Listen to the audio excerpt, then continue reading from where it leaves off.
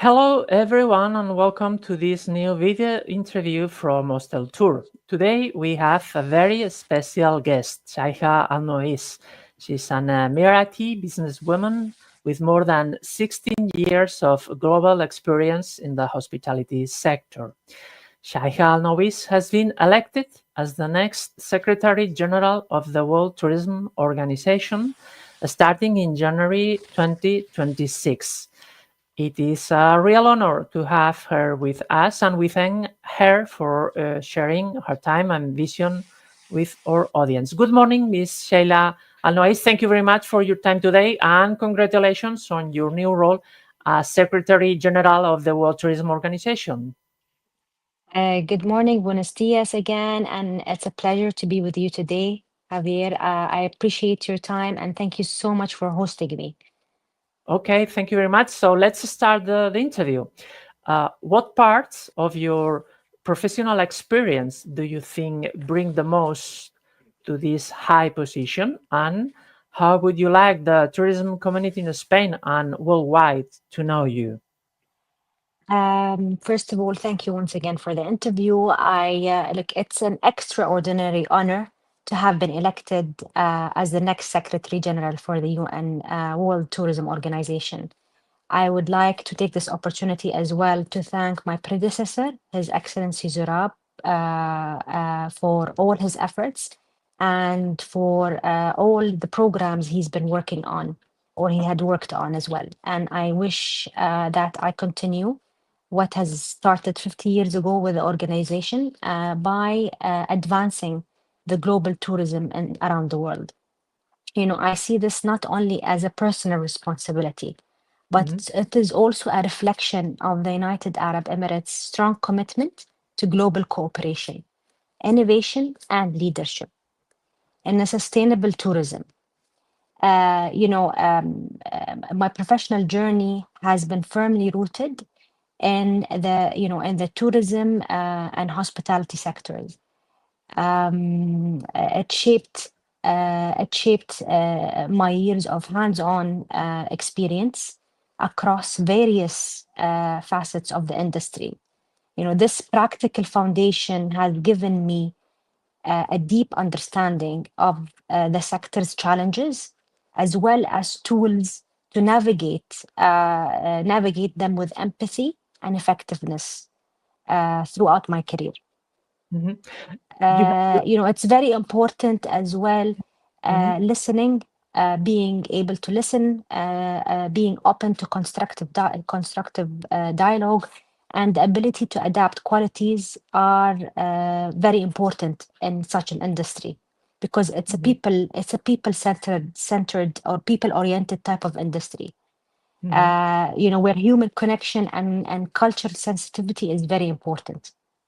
You have led key initiatives in tourism through your work with Rotana Hotels. What Yes. what do you see as your biggest achievement so far, and why? One of the key achievements I take pride in, especially with this sector, you need to uh, turn challenges into opportunities and Mhm. turn difficulties into a time where you learn a lot from. So, in COVID-19, the pandemic, it was a time where global tourism sector was facing immense disruption. Yeah. We were able to successfully redeploy more than 200 employees into alternative roles, especially with, there were a couple of sectors that were more resilient during the pandemic, like the healthcare sector, supermarkets, online. Those industries have proven to be much more resilient during the pandemic. Mhm. So we were able to redeploy those employees into call centers, field Mhm. hospitals, logistic hubs. This initiative did not only underscore our commitment to the well-being and livelihoods of our team members, but also highlighted the adaptability, resilience, and transferable of skills of tourism professionals in time of crisis. Another significant milestone I feel proud of is basically I had the opportunity to oversee a development of a resort project in Abu Dhabi on Saadiyat Island, um, where it allowed us to procure a lot of supplies, hotel supplies from locally owned businesses or farms, like even the local artists as well. So we try through our hotel operations, we try as much as we can to engage the community in terms of creating jobs, supplying hotel supplies from a lot of small, medium enterprises that are locally owned, which will allow them also to thrive. So this is an example of what the impact tourism can create to many lives. Last May in Segovia, Spain, you were elected as the next Secretary General of the World Tourism Organization, starting in January 2026. What does this victory mean for you, and how can it help more women take part in tourism worldwide? Being elected as the next Secretary General for the World Tourism Organization is both a profound honor and a deep responsibility. One that I accept with pride, humility, and a strong sense of purpose. I think as the first woman to be elected to this position, I am mindful of the significance this milestone holds. Not only for myself, but for women across the global tourism sector. It is a testament to the power of hard work, dedication, and collaboration, and a reflection of trust that has been placed in me by those I have had the privilege to work alongside. This achievement is not symbolic. It's a result of years of meaningful leadership, international engagement, and delivering tangible outcomes. I have believed that respect is earned through action and results. Principles that I think have guided me throughout my career, whether in times of growth or during unprecedented challenges. Mm. I have also, consistently sought to create sustainable, inclusive, and measurable impact. That is precisely what I intend to continue doing on the global stage. You know, um, I see this role also as an opportunity to contribute to a more resilient and inclusive future for tourism. I think also, my election also sends a powerful message to women and girls around the world. Leadership at the highest level is within reach, and their voices, perspectives, and contributions are vital to shaping the future of our sector. I also want to take this opportunity as well to say that I also take great pride in representing the UAE, a nation whose leadership has consistently championed gender equality and women's empowerment. Under the vision of His Highness, our President, Sheikh Mohammed bin Zayed, the guidance of pioneering figures such as Her Highness as well, Sheikha Fatima bint Mubarak, the mother of our nation. Emirati women have been empowered to lead across government, science, business, and diplomacy. And this is why I feel that I would like to stand on the shoulders of that vision and be a great example. So, sustainability, climate change, and digitalizations are big challenges for tourism. True. But small companies and new destinations Mhm, often lack resources. mhm. What kind of support can they get to grow while meeting the goals of sustainable tourism? Sustainability must be embedded as a core principle across every facet of the tourism value chain. from planning and investment to operations and community engagement. For micro enterprises and emerging destinations, this means receiving practical, targeted support that enables them to thrive, while adopting environmentally responsible practices as well. Um, Measures such as improving energy efficiency, conserving water, and prioritizing local sourcing of goods and food not only reduce environmental impact, but also strengthen local economies and supply chains. So I think equally important are job creation as well, talent development, capacity building, programs that will empower local communities and build long-term resilience. I think also these initiatives, when combined with strategic partnerships, will involving development organizations and impact investors, can provide both the financial, technical resources needed to innovate while maintaining strong sustainability ethos. Mm-hmm. Also, I think, more broadly, I believe that tourism growth can and must be part of the solution to the climate crisis. My vision is for a regenerative and accountable sector. It should be also one that actively contributes to the environmental protection while delivering inclusive economic benefits. So that's the mindset that we have to start adapting. This also requires rethinking how we travel by measuring impact we have and embrace models that prioritize the health of our planet and the well-being of host communities. I think also with the right policies in place, including carbon tracking, green investment, and frameworks that support local adaptation and resilience, tourism can become a climate positive force. Also, as an example, the UAE has demonstrated that growth and sustainability can go hand in hand, particularly through its leadership in climate action and its net zero by 2050 strategic initiative. And that's what I would like to implement on a much more wider scale and on a global on the global stage. Tourism has critical role to play in achieving this vision by promoting eco-conscious travel, supporting green infrastructure as well, empowering communities to act as stewards of their natural and cultural heritage. Mm-hmm.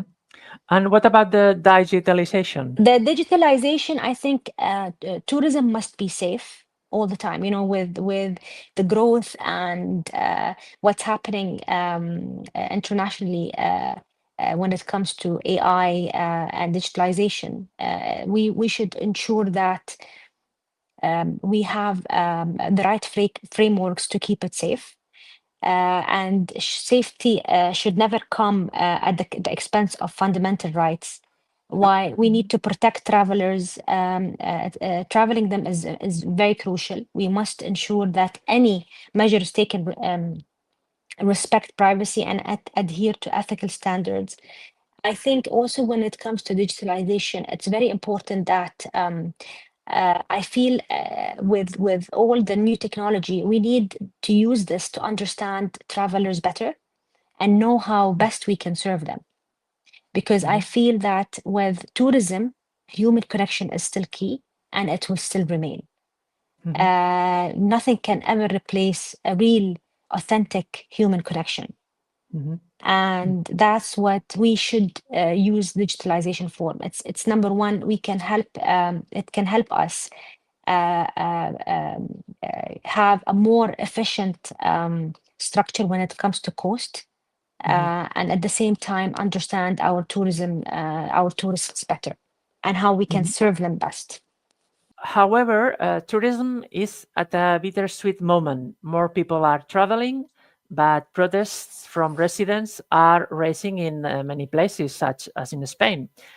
In your view, how can we balance the needs of visitors and local communities?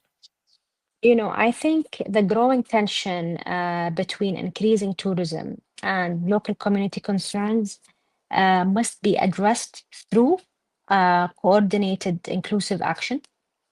Achieving balance requires, smarter management of visitor flows. This could be achieved through visa regulation, airlift coordination, and dispersing tourism beyond traditional hotspots like Madrid and Barcelona, for example, promoting rural and lesser known destination helps ease pressure while providing meaningful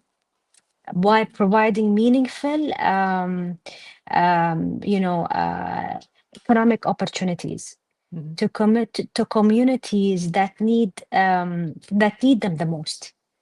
But the challenge goes deeper than numbers. Tourism can perpetuate inequality and cultural displacement Mhm. when not developed responsibly. I think to truly be a force for good, tourism must empower local communities, promote local ownership, and respect heritage, and create jobs as well that will uplift rather than displace.